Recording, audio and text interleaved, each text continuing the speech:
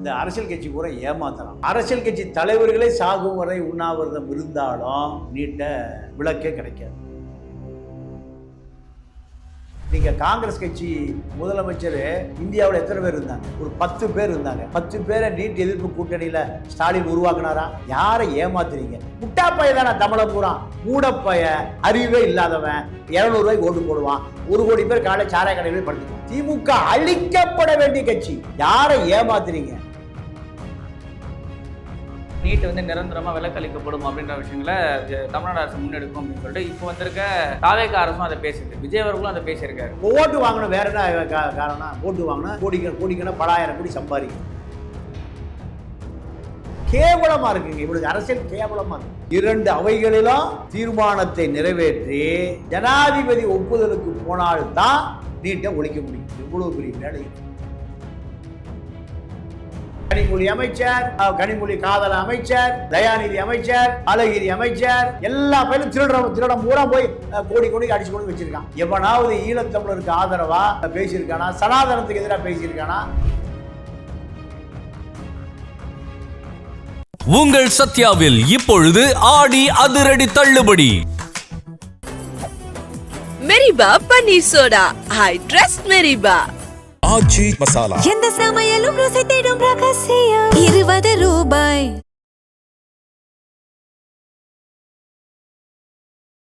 Reflect நேயர்களுக்கு வணக்கம். அரசியல் பல பரபரப்பான கட்டங்களை நோக்கி நகர்ந்து கொண்டிருக்கிறது. அது குறித்து விவாதிக்க மூத்த பத்திரிகையாளர் திரு பாண்டியன் அவர்கள் நம்ம இணைந்திருக்கிறார். வணக்கம் சார். வணக்கம். தமிழகத்திற்கு நீட் விலக்கு கிடைக்குமா கிடைக்காது? ஏன்னா ரொம்ப நாளாக வந்து நீங்கள் இருக்கிற எல்லா கட்சியுமே வந்து நீட் எதிர்ப்பு வந்து தீவிரமாக வந்து முன்னெடுத்துட்டு இருக்காங்க. ஆனாலுமே நீட்டுக்கு வந்து ஒரு விடிவு காலம் பிறந்த மாதிரி தெரியல.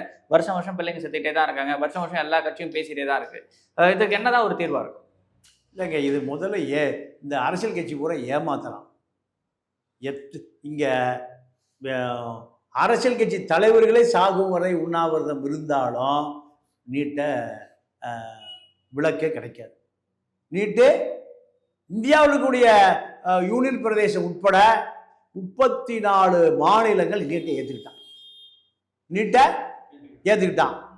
இந்த திமுக 40 நாடாளுமன்ற உறுப்பினர்கள் பாண்டிச்சேரி சேர்த்து மற்ற மாநிலங்களில் நீட் எதிர்ப்பு கூட்டணின்னு உருவாக்குனானா?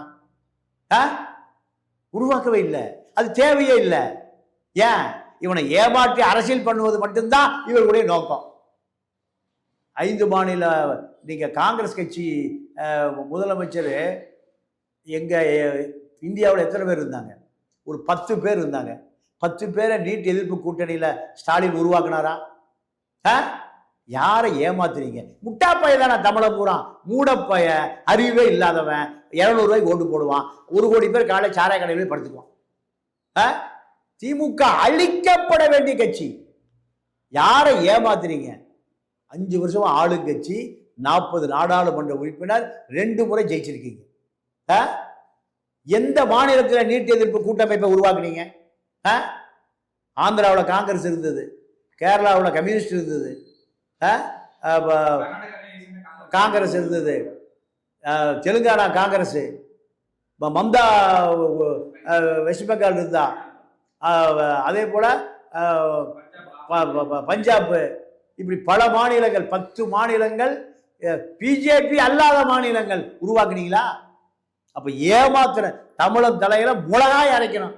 இங்க இருக்கிற முட்டாள்கள் பூரா நீட் எதிர்ப்பு. நீட்டை வாழ்நாள ஒழிக்கவே முடியாதியா. ஒரு பாறையை போய் தலையில மோதி உடைக்க முடியுமா? பாறையை தலையில மோதி தலைதான் தனித்தனியா போயிடும். இது ஏன் மலிவான கருணாநிதியை போல மலிவான அரசியல்? அது எல்லா கட்சியுமே தொடர்ச்சியா பண்ணிட்டே இருக்காங்க. எல்லாம் ஏமாத்துறான், எல்லா பேரும் ஏமாத்துறான், அவ்வளவு பேரும் ஏமாத்துறான்.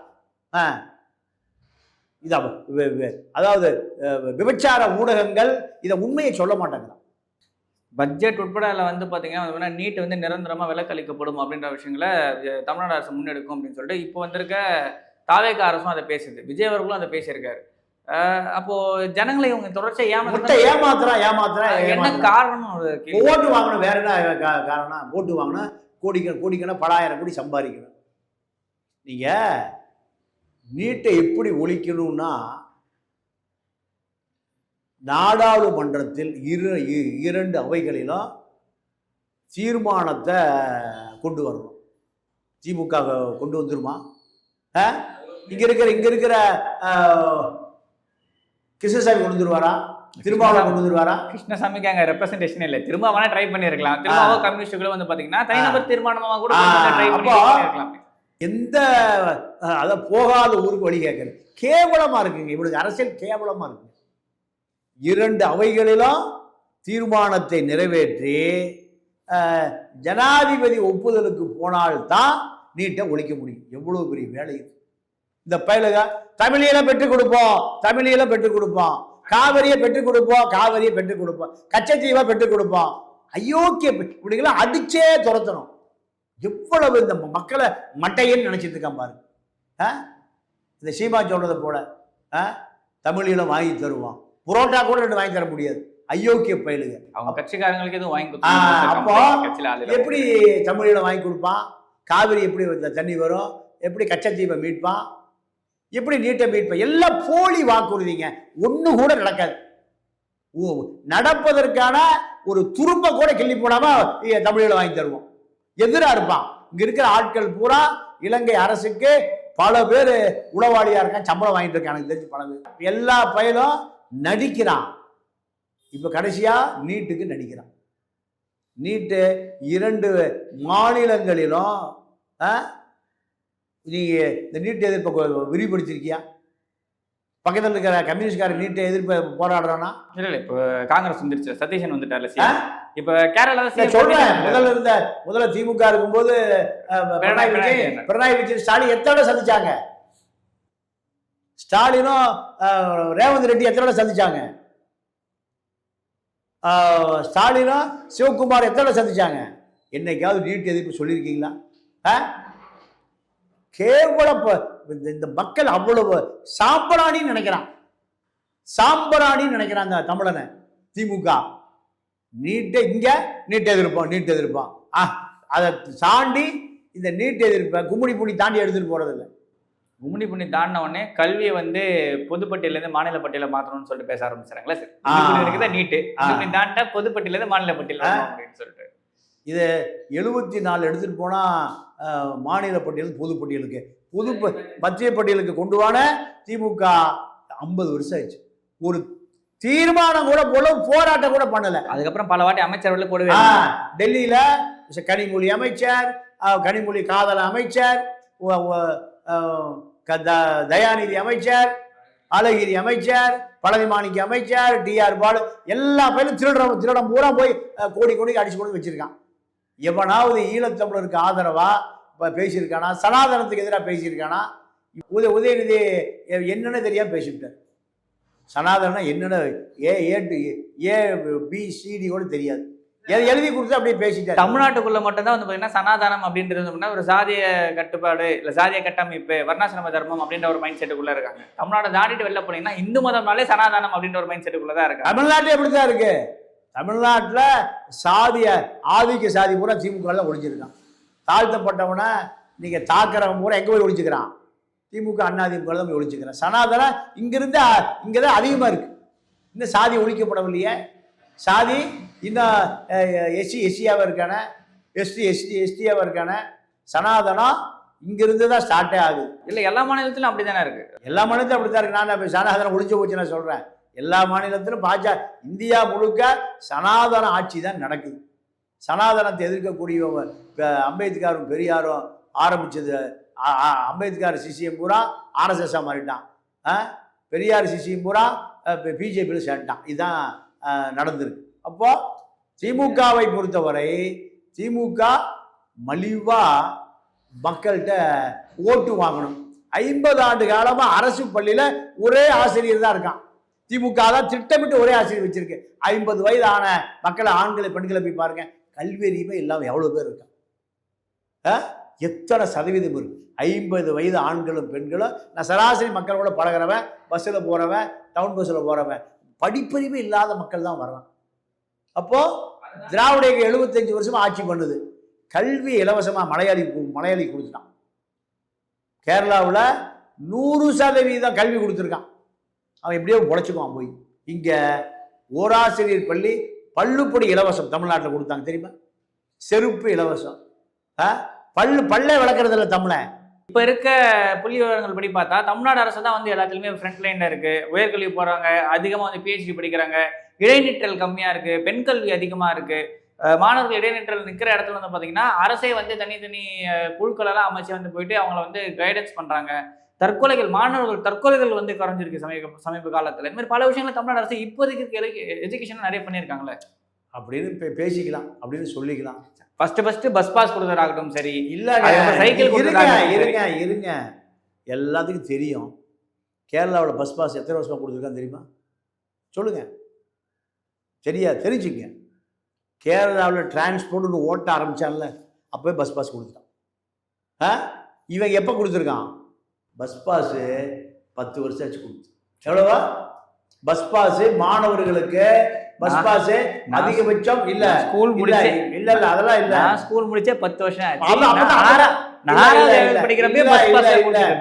இல்ல. இலவச மாணவர்களுக்கு சலுகை விலை பஸ் பாஸ் கொடுத்து 10 to 15 வருஷம் தான் ஆச்சு. அதுக்கு முந்தி பஸ் பாஸ் மாணவர்களுக்கு இலவசமே கிடையாது. நானும் பள்ளிக்கூடத்தில் படித்து வந்தவன் தான். இல்லை, ஜெயலலிதா வந்த பிறகுதான் இந்த லேப்டாப்பு, சைக்கிளு இதெல்லாம் கொடுத்தது ஜெயலலிதா ஆட்சிக்கு வந்த பிறகுதான். முதல் ஜெயலலிதா ஆட்சிக்கு வந்து 91, 96 கொடுக்கல. 96, 2001 திமுக ஆட்சி கொடுக்கல. 2001, 2006 அதிமுக ஆட்சி, அப்போதான் சைக்கிள் கொடுக்க ஆரம்பித்தாங்க. இதுதான். அப்போ திமுகவை பொறுத்தவரை திமுக எனக்கு தெரிஞ்சு ஓராசிரியர் பள்ளி திமுகவை 75 வருஷமா நடத்திட்டு இருக்கு. எத்தனை வருஷமா? 5 கிளாஸுக்கு யார் எத்தனை வாத்தியம்? ஒரே வாத்தியார் தான். திட்டமிட்டு இது தற்செயலால நடக்கல. இன்னைக்கு மெட்ரிகுலேஷன் பள்ளி கருணாநிதி ஆட்சி காலத்தை இப்போ 89, 91 தான் தனியார் பள்ளி அன்பழகன் கல்வி அமைச்சராக இருக்கும் பொழுதுதான் வாரி கொடுத்தாங்க. தனியார் பள்ளிகள் பூரா அப்பதான் வந்தது. அரசு பள்ளி பூரா, அரசு பள்ளிக்கு போறோம் எப்படி போவான்? ஒரு காக்கி டிராயர், செருப்பு இருக்காது, வெறும் காலு, புத்தக தட்டு, அதுல சோத்து ஈயத்தட்டு. இது ஒரு ஜெனரேஷன். இந்த பக்கம் பிரைவேட் ஸ்கூல், இன்டர்நேஷனல் ஸ்கூல். இதே மக்கள் அதே மக்கள், ரெண்டும் ஒரே மக்கள் தான். அப்போ இந்த வேறுபாடு எல்லாமே இந்த திராவிட ஆட்சி வந்த பிறகுதான் வந்தது. நீங்க சொல்ற மாதிரி பாலாறும் தேனாரும் தனியார் பள்ளிகள் அத்தனையும் இந்த திராவிட ஆட்சியில தான் குடிகட்டி பறக்கும். இல்ல அதுக்கப்புறம் நடந்த விஷயம் தானே அதெல்லாமே. தனியார் பள்ளிகள் வர ஆரம்பிச்சவரமா அரசு இல்ல தனியார் பள்ளிகளுக்கு வியாபாரம், அதாவது இருங்க 12,000 பள்ளிகள் சட்டவிரோதமா நடந்துட்டு. எப்படி பள்ளிகளுக்கான அனுமதி இந்த நாட்டுல அனுமதி எப்படி தெரியுமா இருக்கு உங்களுக்கு? உங்க வயசை தெரிஞ்சுங்க. மெடிக்கல் காலேஜே அனுமதி இல்லாம நடக்குது. தெரியுமா உங்களுக்கு? தெரியுமா? டிடி நாயுடு மெடிக்கல் கல்லூரின்னு ஒரு மெடிக்கல் கல்லூரி 400 மாணவர் மாணவிகளை முதல் வருஷம், 2வது வருஷம், 3வது வருஷம், 4வது வருஷம் 400 மாணவ மாணவிகளை ஒரு மருத்துவ கல்லூரிய அனுமதி இல்லாம நடந்துட்டீங்க. அனுமதி நடக்குது. என்ன அனுமதி நடக்குது? அனுமதி மெடிக்கல் காலேஜே அனுமதி இல்லாம 400 பேர் ஜெயலலிதா கான்வாயை மதிப்பாங்க செக்ரட்டரியேட்ல. அதெல்லாம் இல்லைங்க. இந்த அரசை நீங்க நியாயப்படுத்தி பேசுறீங்கன்னா உங்களுக்கு அரசியலும் தெரியல, நடைமுறை தெரியலன்னு தான் நடக்கணுமே தவிர, தமிழ்நாட்டை பொறுத்த வரைக்கும் தமிழ்நாட்டில் செத்து போயிட்டாரு யாரு? டிராபிக் ராமசாமி. 1 லட்சத்துக்கு மேற்பட்ட கட்டிடங்கள் அனுமதியை வாங்காம சென்னையில் எத்தனை மாடி கட்டியிருக்கான்? எல்லாம் 5 மாடி, 7 மாடி, 10. 2வது மாடிக்கு மேல அனுமதி இல்லாம 1 லட்சம் கட்டிடங்கள் நடந்து இப்போ இருக்கு. அதை அத்தனை இடிக்க முடியாத டிராபிக் ராமசாமி போட்ட வழக்குல தள்ளுபடி பண்ணிட்டான். நீங்க சொல்லுகிற அரசு, சட்டம், ஜனநாயகம் எல்லாம் இப்படித்தான் இருக்கு. எனக்கு தெரிந்து டிவிஹெச் ட்ரூ வேல்யூ பில்டர்ஸ் நேருவுக்கு சொந்தமானது. சென்னையில் பல கட்டடங்கள் அரசு நிலத்தில் கட்டி வச்சிருக்கேன். தாளம்பூரில் நான் ஒரு நண்பரை பார்க்க போயிருந்தேன். 1500 அப்பார்ட்மெண்ட் இருக்கு ஒரே பில்டிங்கில், ஒரு 10 ஏக்கரா பில்டிங்கில். அந்த நிலம் அரசு நிலம். சுப்ரீம் கோர்ட்டில் வழக்கு நடக்குது. யார் கட்டினது? True value builders, Nehru. ஒரு ஒரு வீடு ஏறக்குறைய 2 கோடி ரூபாய்க்கு போகும். 1500 வீடு 3000 கோடிக்கு போகும். கட்டடம் கட்டுகிற பொழுது PW, highways, dot board, electricity அவ்வளோ பேர் அன்அப்ரூவ்டு லேண்டுக்கு அனுமதி கொடுத்துருக்கான். அவன் அந்த முதலாளி யாரு? நேரு. இதுதான் இந்த நாட்டு சட்டம். நீங்கள் இந்த சட்டம் என்பது நாக்கு வலிக்கிறதுக்கு தான் பயன்படுத்துகிறான். யாரு? Abinesh builders, Bashyam builders, Abinesh. சாதாரண அவங்க அப்ப வாய்க்கா கான்ட்ராக்ட் எடுக்கிறவன், இது சாக்கடை கான்ட்ராக்ட் எடுக்கிறவன். இன்னைக்கு 5 லட்சம் கோடி யாருடைய பணம்? அத்தனையும் அதிகாரிகளும் அரசியல்வாதிகளும் திருடி கொடுக்குற பணத்துல என்னவா இருக்கு? எங்க திரும்பினாலும் பாசியம் கன்ஸ்ட்ரக்ஷன். யார் நடவடிக்கை எடுக்க? கோயம்பேடு மெட்ரோல எழுதி வச்சிருந்தாங்க சார். யார் நடவடிக்கை எடுப்பது? நீங்க சொல்லுகிற சட்டத்தை அவன் டாய்லெட் பேப்பரா வச்சிருக்கான். இதுதான் இந்த நாடு. தமிழ்நாடு எத்தனை வழக்க நீதிமன்றம் சூமோட்டாவை போடுவான். இதுக்கே நேரம் சரியா இருக்கும். எல்லாமே சட்ட விரோதம். அவன் நீங்க 4 அடி தான் மண் எடுக்க சொல்லி மைனிங் டிபார்ட்மெண்ட் ஆர்டர் போடுறான். எவ்வளோ அடி தோன்றான்? 40 அடி தோன்றான். இது யார் பார்த்துட்டு இருக்கா? அதிகாரியே பார்த்துட்டு இருக்கான். சீஃப் இன்ஜினியரே பார்த்துட்டு இருக்கான். ஜூனியர் இன்ஜினியரை பார்த்துட்டு இருக்கான். எஸ்சி சீனியர் இன்ஜினியரை பார்த்துட்டு இருக்கான். சூப்பரண்ட் இன்ஜினியரை பார்த்துட்டு இருக்கான். இங்க சட்டம் என்பது நாக்கு வலிக்குவதற்கு மட்டுமே பயன்படுகிறது. சட்டத்தை யாரும் மதிப்பதே இல்லை. அரசியல்வாதி மதிப்பதில்லை, அதிகாரி மதிப்பதில்லை, கலெக்டர் மதிப்பதில்லை. இதுதான் பல வழக்குகளை, எத்தனை வழக்கு கண்டெம்ட் ஆஃப் கோர்ட்டு சொல்லி நடைமுறைப்படுத்த மாட்டாங்கிறான். அதனால இந்த நாடும் சட்டமும் ஜனநாயகமும் ஏழை எளியவனுக்கு எட்டாக்கணியா இருக்கு. ஆனா இப்போ வந்திருக்க விஜயோடைய ஆட்சி இதெல்லாம் மாத்தோம் அப்படின்னு சொல்லி பொதுமக்கள் பல பேர் நம்புறாங்கல்ல. அந்த ஒரு நம்பிக்கை விஜய் காப்பாற்றுவார்னு ஒரு கேள்வி இருக்கும்ல. இல்லைங்க, மக்கள் அதுக்கு தான் ஓட்டு போட்டிருக்கான். மக்கள் அதுக்கு தான் ஓட்டு போட்டிருக்கான். நடக்குமா நடக்காதா அப்படிங்கிற நம்பிக்கை இன்னொரு 6 மாசத்துல மக்களுக்கு தெரிஞ்சு போயிடும். திமுக, அதிமுக பல ஆட்சியை பார்த்தாச்சு. இப்போ விஜய் ஆட்சியை பார்க்குறான். இது மக்கள் நம்பிக்கையை கொஞ்சம் கொஞ்சமாக இழக்க ஆரம்பிச்சிருச்சு. இது எத்தனை நாளில் முழுமையாக இழக்கும் என்பது தான் இப்போ இருக்கிற கேள்விக்குறி. நன்றி, வணக்கம். நன்றி. உங்கள் சத்யாவில் இப்பொழுது ஆடி அதிரடி தள்ளுபடி. மெரிபா பன்னீர் soda. I trust Meripa. Aachi masala. எந்த சமையலும் ருசி தேடும் ரகசியம். 20 ரூபாய்.